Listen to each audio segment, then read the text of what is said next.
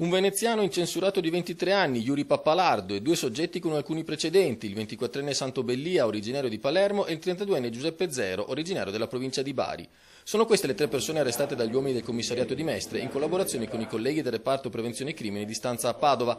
Gli agenti hanno intercettato la macchina sulla quale c'erano i 3 trafficanti nella zona di Chirignago, a Mestre, in via Mascagni. Al segnale di stop la macchina ha provato una fuga che non è durata molto. I poliziotti sono talmente bravi, puntuali e precisi che non hanno potuto fare altro che arrendersi.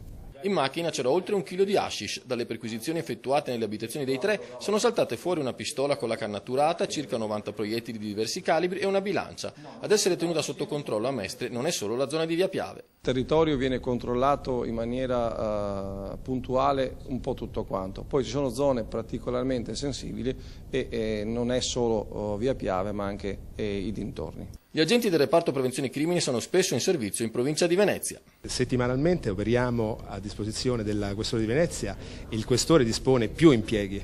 Ieri eravamo a Mestre, nei prossimi giorni andiamo anche a Jesolo, siamo a Marghera, laddove vengano riscontrate esigenze di intervento